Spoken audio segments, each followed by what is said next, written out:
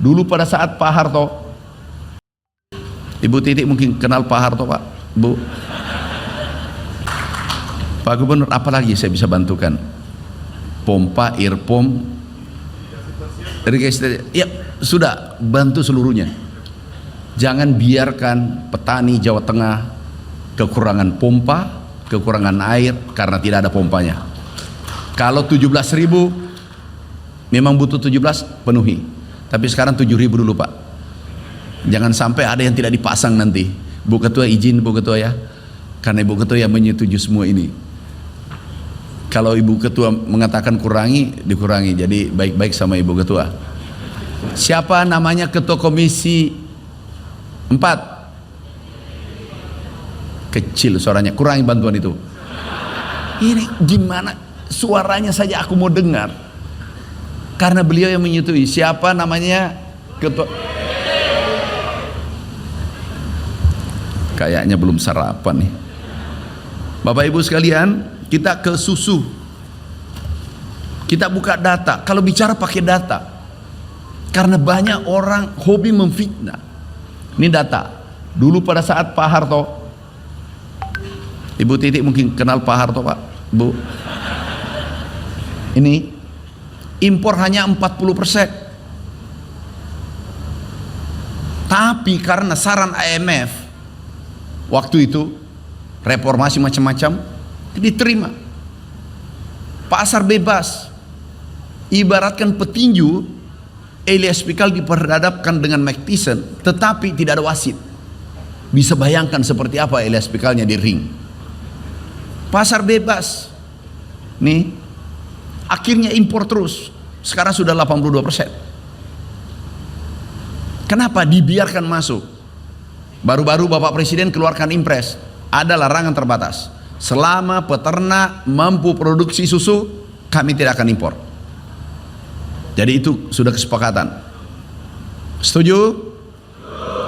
Jagung sudah swasembada untuk pakan. Beras sudah. Cabai, kemudian ayam, telur kita sudah ekspor. Bahkan harganya turun lagi. Benar ada peternak ayam? Turun harganya. Kita sudah swasembada pangan dan swasembada beras. Ini gunakan data. Yang heran mengatakan swasembada, tidak ngerti apa itu swasembada, enggak ngerti itu berdaulat pangan, enggak mengerti ketahanan pangan. Food security dia tidak ngerti. Jadi asal ngomong. Tapi nggak apa-apa, supaya dia punya kerjaan juga. Kerjanya adalah mengganggu kita. Bapak Ibu sekalian, nah ini potensi kita Indonesia. Susu, terima kasih Bu CEO, makasih ya, Anda sudah berbuat untuk negara yang kita cintai ini. Pak Gubernur, karena Pak Gubernur yang mendapatkan ibu ini, bisa nggak dapat 20 aja swasembada susu Indonesia? 20 seperti ibu, dan nanti dikirim ke Sulawesi Selatan 1, Bu, Pak Gubernur. 1 ke Medan, 1 ke Kalimantan. 20 saja, coba 180 ton. Kalau kali 10, 1,8 juta. Kalau kali 20, 3,6 juta. Swasembada kan? Mudah. Tapi kita harus bergerak bersama. Nggak bisa sendiri-sendiri. Kalau gubernur bekerja sendiri, menteri kerja sendiri, nggak sanggup. Bupati kerja nggak sanggup. Camat, kepala desa nggak bisa, RT nggak bisa. Kita harus bergerak bersama-sama. Tahu Bapak Ibu, petani padi itu 115 juta orang. Nah kita butuh peternak. Kami sudah hitung tadi sambil pidato. Hitung itu kita butuh 462.000. Kita butuh 100.000 cukup, tapi pelihara 4 ekor. Pak Dijen, nanti kita format ulang. Tolong undangkan saya, Pak Dijen, undang koperasi yang tadi 230, undang. Kemudian yang besar sebagai guru beliau pendampingan, kami mau rumuskan kebijakan baru menghadap Bapak Presiden. Kita selesaikan satu persatu. Coba kalau kita butuh katakanlah 1 juta ekor. Kalau 10 ekor satu petani, itu kan 100.000 saja petani Indonesia. 100.000, tapi ini dibina. Sekarang sudah ada 50.000 ya. 50.000 peternak. Kita bina. Kalau kita mau pasti bisa. Beras cuma 1 tahun, rencana 4 tahun. Ada TNI terlibat, ada polisi, ada Pak Kapolres, di sini ada Pak Dandim ya, Pak Kajari. Ini adalah hasil kerja anak bangsa. Ada yang protes. Kenapa TNI polisi ikut kejaksaan? Yang kemarin pasang pompa. Ini kami diprotes. Kenapa Bapak ikutkan TNI Polri? Bisa lihat pompanya? Saya sampaikan, TNI Polri ini tanam jagung, bukan mana pompa-pompa, pompanisasi. Ini kemarin bertanya, ada dari UGM, ada dari USU, Unhas, IPB, mana tadi? Ini pompanya. Nggak ada anggarannya untuk bantu dorong ini, pikul ini pompa karena dalam kondisi kritis.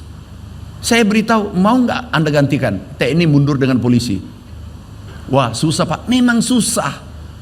Yang enak itu ngomong, bekerja itu susah. Tahu Bapak Ibu, dalam sejarah pertanian ini ada kebijakan 16 impres dari Bapak Presiden. Setiap kami minta bantuan untuk rakyat, beliau langsung mengatakan setuju. Kemarin tebu kami target 3 tahun replanting, bongkar tebu Pak, ada anggaran tebu Pak Gubernur, ini tambahan lagi. Ini Bapak tidak minta tapi aku kasih ini tahun dan tahun depan 3 tahun Pak. Ini kita bongkar gratis. Presiden kita luar biasa. Beliau terharu melihat petani kita, Pak aku cuma bantuan bongkar tebu sudah ada, bantuan alat beliau akan bantu. Jadi Bapak Ibu, Pak Dirjen, coba buat formulasi kebijakan, undang semua, kita diskusi.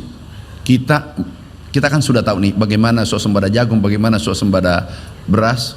Ini paling berat adalah beras, tapi kita bisa wujudkan mimpi kita, gagasan besar Bapak Presiden.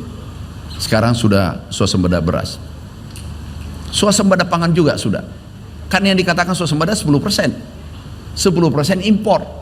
Nah kalau kita hitung, ini sesuai FAO, kalau kita hitung semua pangan kita, ini yang kita jaga ada 11. Nah impornya ada 3,5 juta ton yang merah, tetapi yang kita produksi 73 juta ton, impornya hanya 4% pangan, artinya sudah swasembada. Tapi ekspor kita sangat tinggi.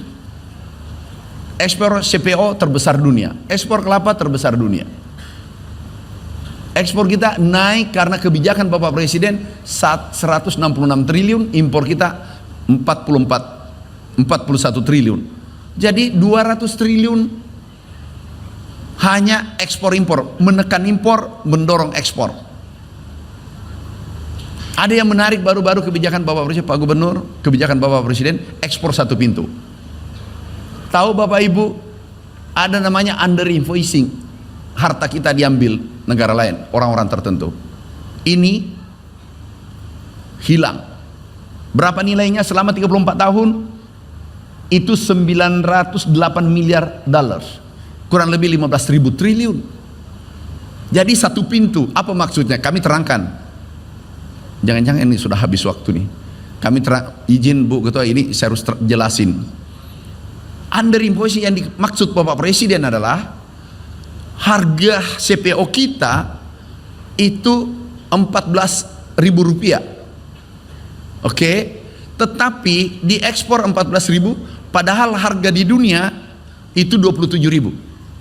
Saya ulang, ini harga kita dalam negeri 14.000, tetapi harga di Nederland ini 27.000. Artinya ini dikurang ini 13.000, tidak kena pajak. Paham maksudku Bapak Ibu? Dan yang menerima di sana adalah perusahaannya sendiri. Dan belum ada, ini presiden pertama yang berani mengatakan 1 pintu. Ini nanti tidak ada yang hilang.